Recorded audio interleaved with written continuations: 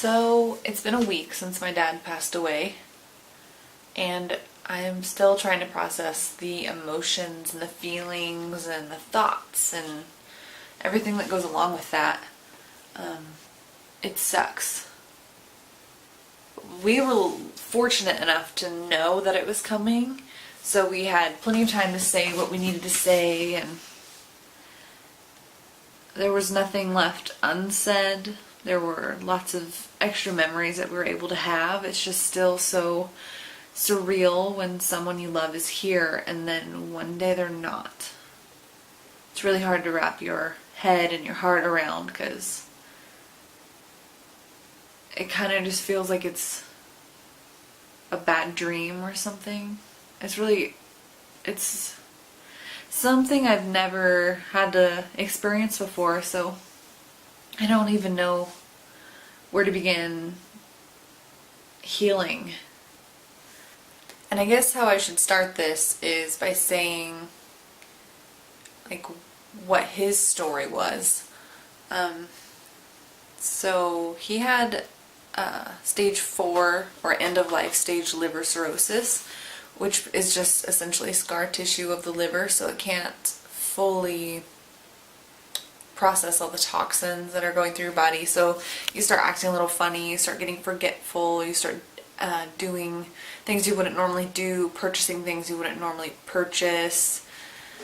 And when you don't know that someone's sick and they start doing these things, you get annoyed, or like you just don't think anything of it. You don't think that it's something bad. You just think someone's personality is changing, or that they don't care because they're so forgetful, and you get frustrated with them. And then there's a diagnosis. And then it all makes so much more sense, and then you feel guilty for getting mad or frustrated with them when they couldn't help what was happening. My whole life, my dad was a super hard worker. His job was very, very stressful. He was a nuclear analyst, and so he was always gone, and he was always so serious at work. But then when he would come home, he was like on vacation, so he would get to drink as much as he wanted, and he was a fully functioning drunk. Like, you would not know the difference if he had no beers or 14 beers or more. And of course it wasn't just beer, it was everything. So when Dad got off work, he would come home, and then it was like a vacation. He could just pretty much do whatever he wanted and drink whenever he wanted. And my dad liked to entertain. He always had people up at the house. He was always BSing with people on the phone, and he always liked to make people laugh. And you know what? Everyone came over and they just kind of partied. It wasn't like a typical party. It was just like a laid back, hanging out in the living room with all your friends, just drinking all the time. And after doing that for your whole life, about 30 years of that, it catches up with you. If you have a very sedentary lifestyle, then you add alcohol and eating all the bad foods when you're on the road, it adds up, and you get sick. So it was 2 years ago on Thanksgiving when we were wrestling around in the living room, and my dad had this big bruise on his stomach. I was like, what is that? Where did you get that? And he was joking like, your mom did it. She elbowed me in her sleep right in my stomach. And at that time, my dad had a very distended stomach, and we just thought it was a beer belly. We didn't know that it was a symptom. And I made them get on the ground, and I was like, Mom, try to elbow Dad in the stomach. And there was no way that she could get like up and around to actually hit a spot where the bruise was. And so we just laughed about it and brushed it off. But then in February, my dad got called out for a job, and so me and my mom brought him to the airport. And his flight was in the early morning, so he spent the night at one of the hotels, and he took his dirty shirt off to give to my mom so he didn't have to pack it. And the bruise on his stomach was worse, and it had been multiple months. So I was like, hey, that bruise is still on your stomach. And he like looked down and he's like, You should go to the doctor. And he's like, I'll do it when I get back. Don't worry about it. Don't worry about it. And then when my dad was at work, he actually got sent home because they thought that he was having a stroke because he couldn't remember how to run the programs that he had been working on for the last 30 years. So there was a lot of confusion that he was experiencing, and he was just like, oh, it's just stress, so don't worry about it. Don't worry about it. So they're like, you either go to the hospital or you go home. And so he's like, I'll go home. So he came home, and he was home for a couple weeks, and my mom was noticing that a couple things were off, but she just thought maybe he was upset that he got cut loose from his job for a little bit. And we just, again, didn't think anything of it until he went back on a job.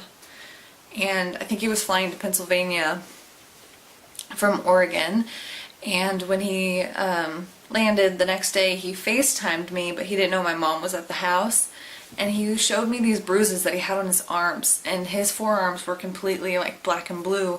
And he said it was from holding the suitcase up, like to put it up in the airplane, and that he was scared.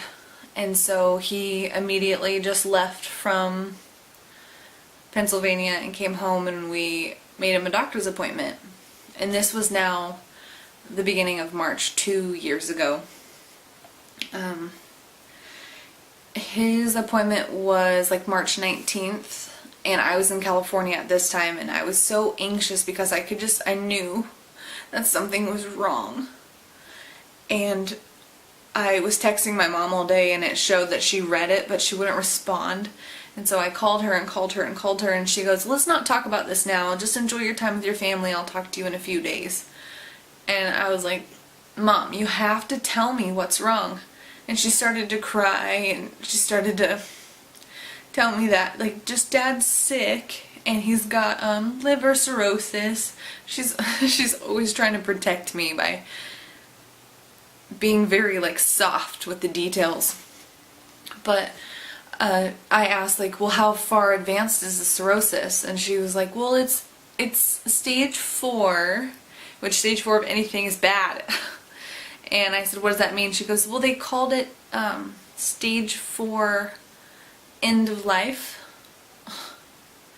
And so I asked how long he had, and she said that they gave him about 2 years from that date, and that the appointments to follow would confirm all of this information.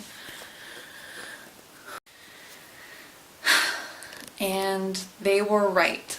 It was almost 2 years to the day. He passed away on the 14th of March 2017, so just 5 days shy of the 2-year mark.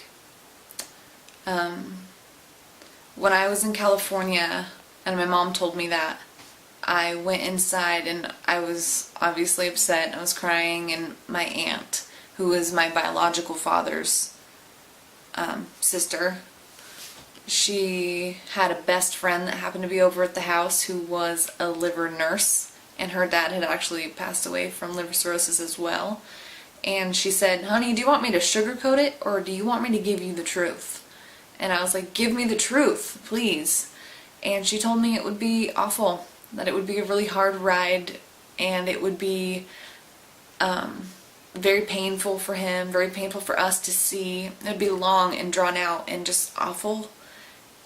And everything she had warned me about was true.